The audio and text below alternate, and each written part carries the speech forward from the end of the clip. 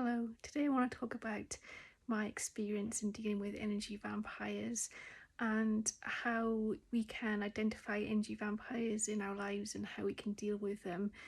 I feel it is very important to learn how to deal with energy vampires, especially if you're a sensitive person. So I'm going to share my drawing while I talk about energy vampires so you've got something to watch, and also because I just want to share more art because there's so much AI taking over the internet. So enjoy. An energy vampire is a person who leaves you feeling drained emotionally and mentally after spending time with them. And this person demands your constant attention and empathy, and they really listen to what you have to say because they tend to focus the conversation mainly on themselves. And when you do get a chance to join in the conversation, they'll usually interrupt you or try to find a way of focusing the conversation back on themselves. And the energy vampires feed off empathetic people. They're drawn to your kindness and willingness to listen, and they take advantage of this. So they don't care what you have to say. They will just keep grabbing your attention, because they know you're kind and you have a lot of empathy and you want to listen and help them. And everyone at times needs someone to support and to listen, but this person won't listen, won't do anything for you in return. They want all of the energy and focus on them, and if you need help or support, they won't be there for you. They'll make every conversation negative and they will dump their problems onto you. When you offer advice, they will avoid helping themselves or making changes to their lives because they crave the attention and validation they get.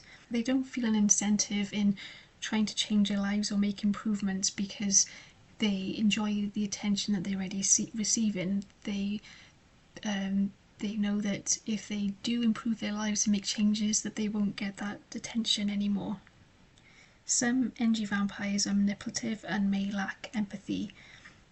They will guilt trip you into helping them or doing things for them, and if you say no, they may twist the situation back onto you and make themselves the victim. They may intentionally cause drama as they can get more reassurance and attention this way. They may make you feel like you're responsible for their happiness and you feel that you're always at their beck and call and you always have to do things for them, otherwise they'll be upset. They really show interest in your life, and you will find that most of your conversations centre on them and their problems. If you have good news that you share with them, they may not show much interest.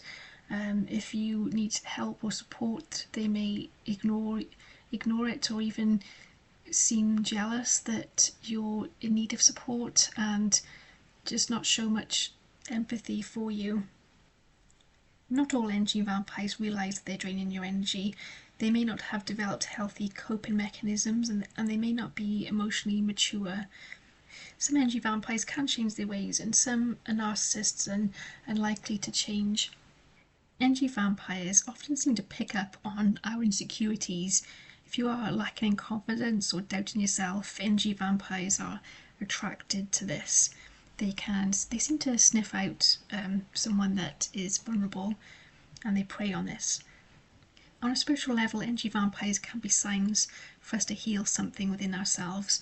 So this is not to blame ourselves in any way, but sometimes in life our internal issues that we need to heal can be signs in our lives that show us what we need to heal, and so we may find that patterns keep reoccurring, and this is because there's something for us to learn in the situation.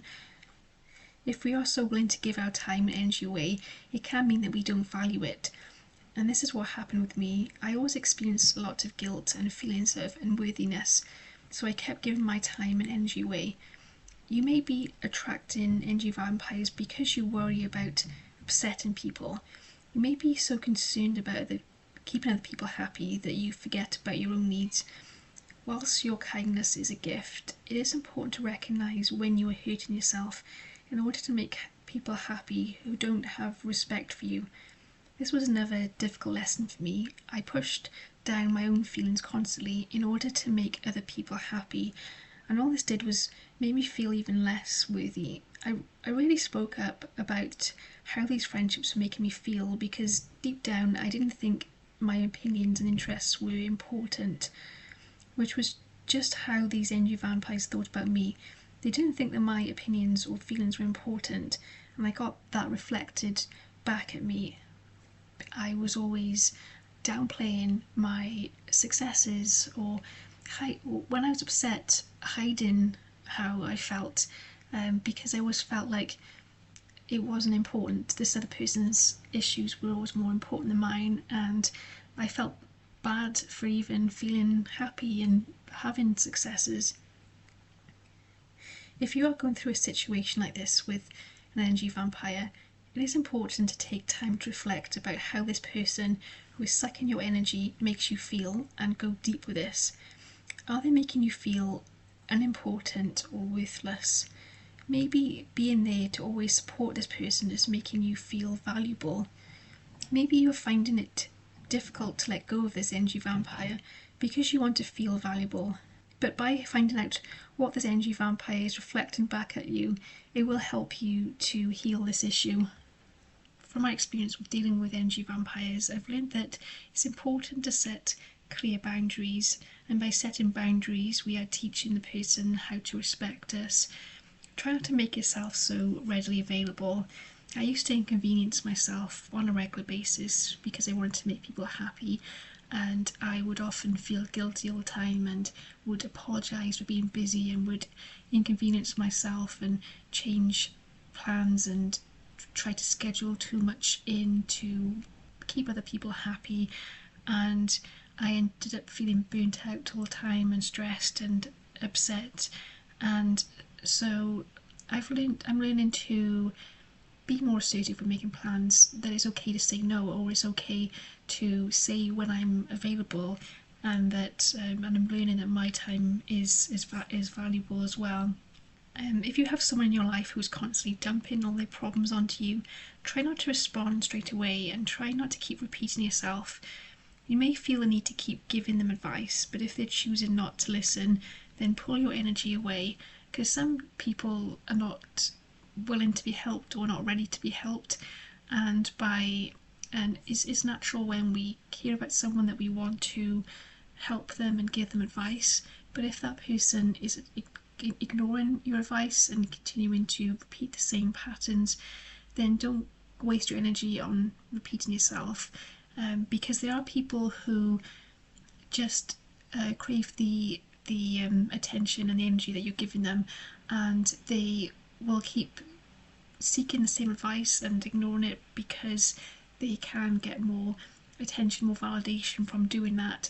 And so it's best to focus your energy instead on people that do value your time, people that enjoy your company, and people that you can have more balanced friendship or relationship with. Because in a healthy friendship or relationship, we need someone that supports us as much as we support them. We need to help each other, and it shouldn't always be one person taking all the time and energy. Their life is not your responsibility, and there will be people who will make you feel that their happiness is dependent on you. If everything goes wrong in their life, then it's your fault. You should be there to help them all the time, and so that can bring a lot of guilt and a lot of shame, and it's because this person doesn't want to work through their problems, and they will project that onto you. So I have had people in my life in the past who have always made me feel guilty, and I realised that I was always sacrificing my happiness and my needs because I felt responsible for those people's happiness, even though it wasn't my responsibility. And I felt that I had to always be available to give all my time, and that if I wasn't always willing to do what that person wanted to do, then they would be unhappy and that something could happen. And so there's a lot of guilt tripping, and really it wasn't my responsibility to deal with, and it's just that this person was avoiding dealing with their problems, and instead transferring that to me so that they wouldn't have to deal with the issues.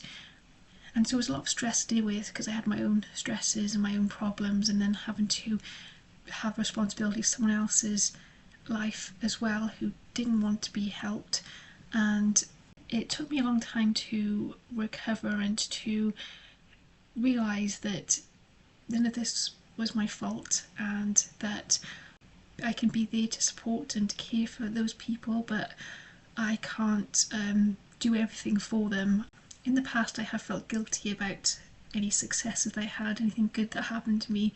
I used to think, how can I enjoy myself? How can I be happy when someone else close to me is upset? And then I would feel guilty, and I would instead focus all my time and energy on that person. And really, I was allowed to be happy. We can still be there to help someone, be supportive, but also be happy about successes in our own lives. Another important thing to do when dealing with energy vampires is to trust your intuition as well. Trust how you feel in your body, because being around some people will make you feel bad, will make you feel drained, and you may have physically manifest in your body. You may feel a lot of tension in your body, for instance, when you're around this person. So pay attention to how you're feeling emotionally, how you're feeling in your body, and trust your instincts as well, because sometimes we start noticing signs, but we gaslight ourselves. We tell ourselves that, oh, we're just imagining it, and that we're wrong, and we try to rationalize what's going on, and sometimes we can rationalize too much and we can stop ourselves from seeing the truth. So pay attention to how you're feeling and trust your intuition, and give yourself time to reflect and to think about the situation. And you may want to seek advice as well from someone outside the situation. So when someone's outside the situation, they may see things differently to how we see it.